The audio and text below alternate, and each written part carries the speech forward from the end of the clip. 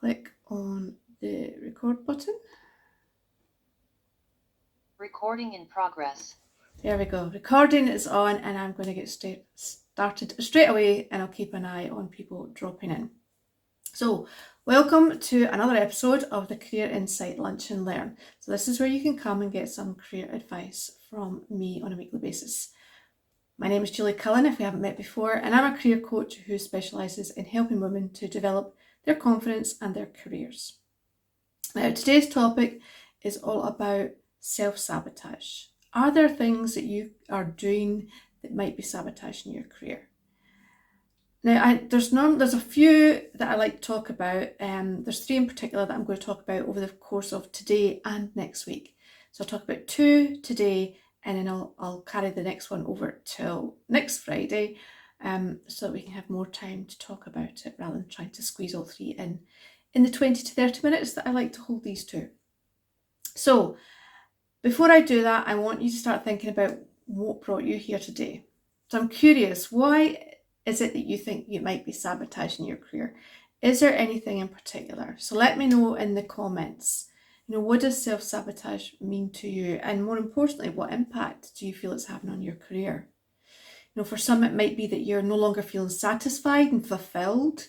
Maybe you're settling for comfort over ambition, which some of us can do kind of mid-career. Maybe that you're feeling overlooked for opportunities that you know you'd be good at. For some reason, you're not getting the opportunity, and we'll talk a little bit about that over the course of this week and next week. Maybe you feel stuck, like something's holding you back, preventing you from moving forward, but you can't figure out why. And one of the things I want you to think about today is what could be causing that. So often when I speak with clients, they talk about how their experiences are caused by some external force. So it's the boss, it's the culture, it's the job, it's the environment. Okay, they put responsibility for how they're feeling and how stuck they feel in their career outside of their own responsibility. Okay, now one of the things that I want you to recognize is that you're the one that has the choice of how to deal with these situations.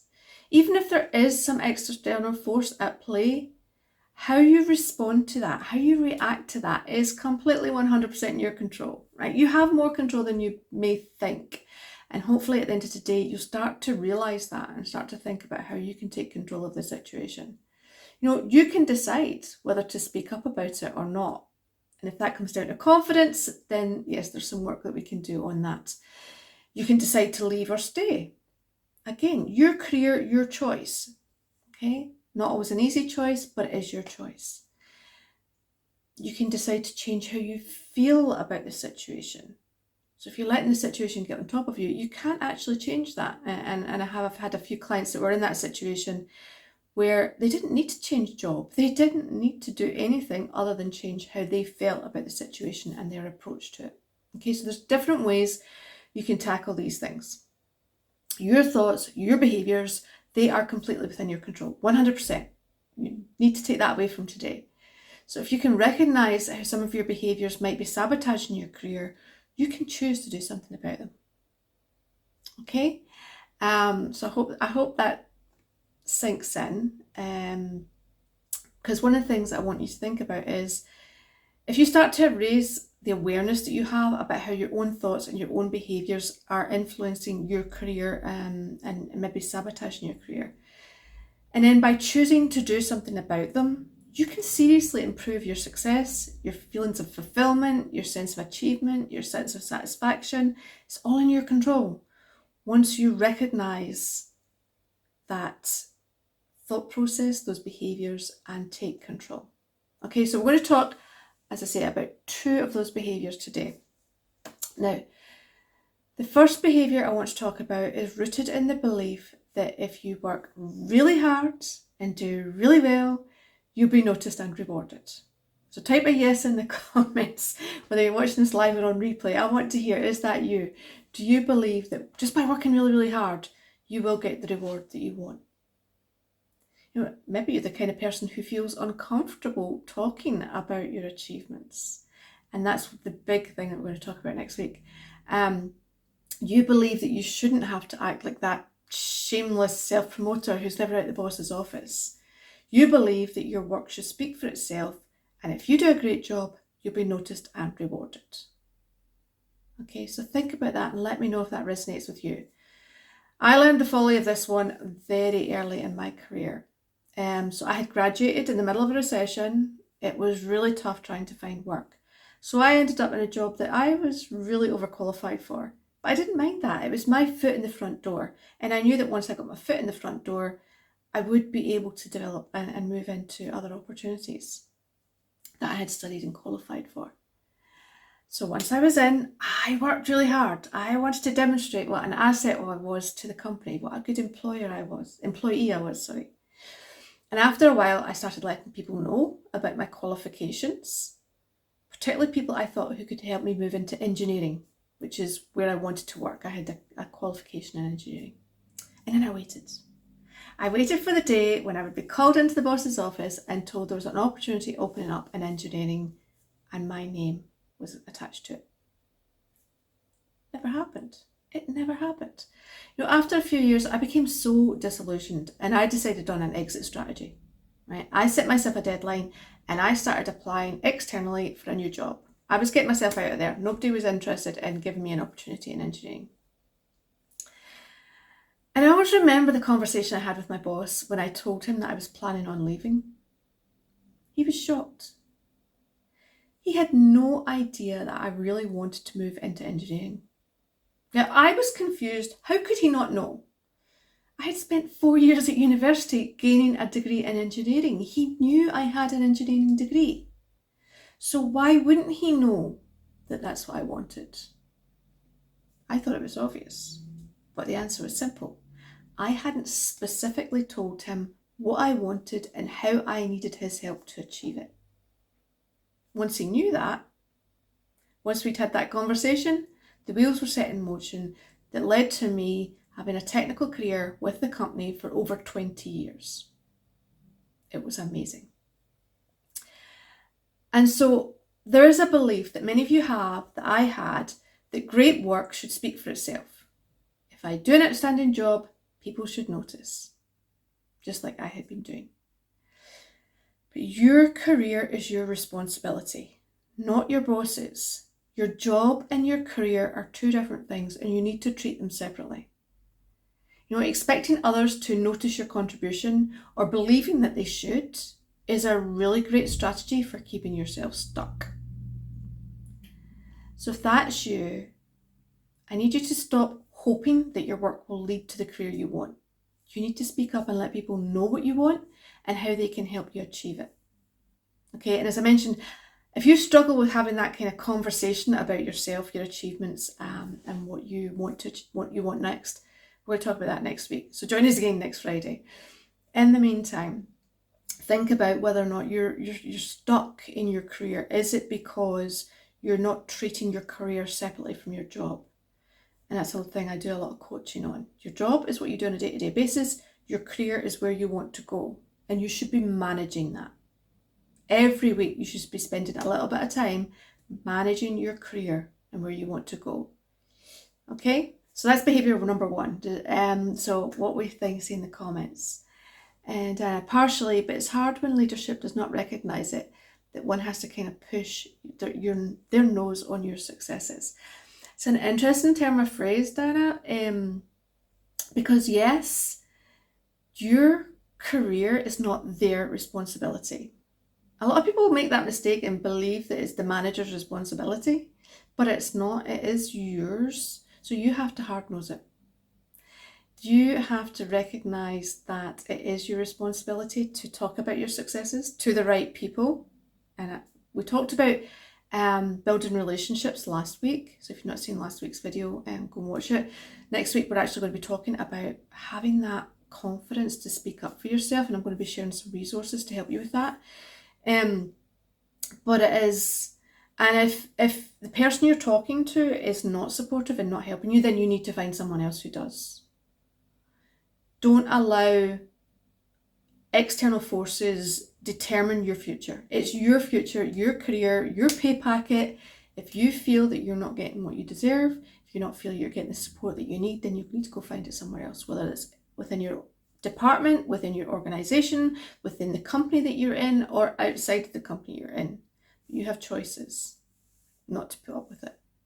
Okay, does that sound a bit harsh then? I hope it didn't sound too harsh, but that's the reality. It's your career and nobody's going to help you with it. And I can't tell you how devastating it feels when, after having spent a whole career, I mean, I was in a corporate career for over 20 years, being told I was a top performer, getting lots of opportunities. I had a great career, lots of different jobs. I was stepping up the ladder in terms of pay grade and in terms of promotions.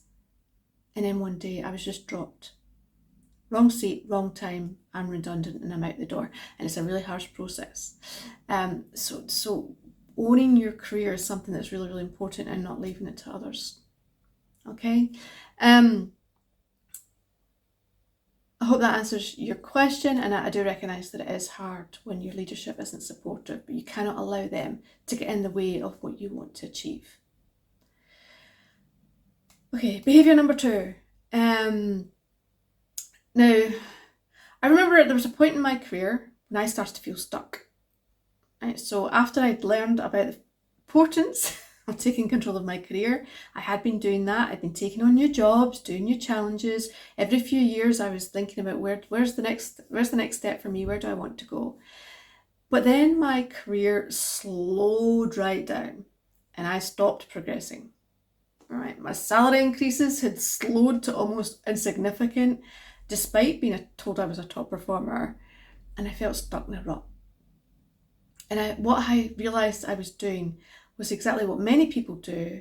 And as I mentioned earlier, I was putting my job before my career and not realising it until I actually tried to move on. And as soon as I tried to move on, I was held back. I was told that my knowledge and expertise in that role were too valuable, and I needed to stay until I could bring someone on board and train them to replace me. And that ended up taking over 2 years. So at the beginning, when I started that particular job, it was one of my favourite jobs in my whole career. So I enjoyed it so much that I stopped thinking about my career and just was doing my job and loving it. But what I'd end up doing was my managers were just happy to leave me to get on with it, right? I'm enjoying it. I'm not making a fuss. I'm not asking anything of them. I'm doing a great job and everybody's happy. So my management team no longer thought of me when other opportunities were coming up. I made it easy for them to leave me where I was. You know, there wasn't a queue of people waiting to take my job from me. It was a tough gig. So I made it really, really easy for my manager to just leave me where I was while he put other people into new opportunities, because I didn't ask for the new opportunities. And I've seen so many other people do the same. And sometimes I've heard people saying they're staying there because the job needs them right now. It's not the right time to leave. I'm waiting until I complete a particular project, but then another one always comes along. So if you're making excuses for staying where you are when you would really like new opportunity, you need to think about that. Because actually, if you want to develop your career, staying in the same job for too long can undermine your feelings of satisfaction, your feelings of self-worth.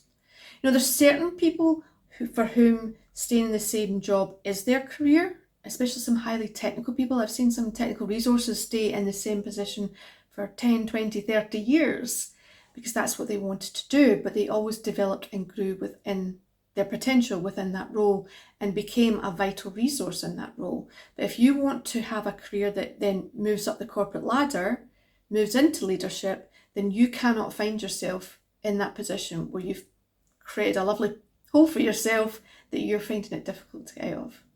Okay, hope that makes sense, because it can impact on you significantly. So if you're working on the false assumption that if you continue to show loyalty and dedication, doing what you consider to be the right thing, and that by doing that you'll get rewarded through great salary reviews and personal recognition, and that you think your boss will open up the right opportunities for you, that's not the case. Again, you're leaving your future in someone else's hands.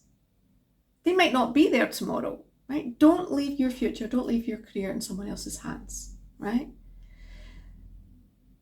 As I mentioned, you could be making it easy for them to keep you where they need you. because through your loyalty, you become indispensable and difficult to replace. And that's really not a good place to be. So if that resonates with you, I want you to think about how you take action to start managing your career and managing yourself and managing your manager. You might hear that phrase quite a lot, manage your manager. Sometimes that's what you need to do. You need to say to them, Joe, I'm ready to move on, or I'm going to be ready to move on in a year's time, or Joe, I have ambitions to become X. How can you help me get there? Or who can you introduce me to that can help me get there? Make it very clear from the minute you start a new job, make it clear that this is only a stepping stone for other things that you want in your career. Okay? So I'm going to kind of wrap up there in terms of those two behaviours. So the first one is being clear about what you want and letting people know what you want. Making sure you're talking to the right people who can help you. Okay, and if you're not sure who those right people were, watch the video on building relationships. And then the second behaviour is about not allowing yourself to stay stuck, not staying loyal to the role that you're currently in. Yes, do a great job, but also have a strategy for your future. Okay, so good time to start asking any questions, but what I want you to think about is having a career strategy that includes time focused on planning your future. That includes time focused on developing the right skills that you need. Not the skills that you need today for the job you're doing today, but the skills that you're going to need for your next step. And let's say building the relationships that help you achieve that success. Okay, now, just in case you weren't at last week's, I will drop the link to the Building Relationships luncheon then from last week. It's available to you to go and watch now as a replay. But those are key things. Having a strategy that you're working on every single week. It doesn't have to be a lot of time. 30 minutes on, I used to do a Friday. Friday was always a sort of more relaxed day for me. So 30 minutes on a Friday afternoon, I'd be thinking about, right, so where do I want to go? Who do I need to speak to? What training do I need to do? And start building that plan. Okay, so think about that. Tell me in the comments if you think you could do that. Could you just spend 30 minutes of your week planning your career? Okay, so I've managed to keep it to the 20 minutes today. It's got to be the first time, so we started running these. The target is 20 to 30 minutes, so you can watch them over your lunchtime on a Friday. So this is you investing, part of that investment that you're doing every Friday, watching these videos, taking part in these lives, is helping to develop your career. So I can see a comment there. So you don't think you'd be able to manage it every week, but certainly every 2 weeks is feasible. Brilliant. And that's it. And it's the key thing is consistency.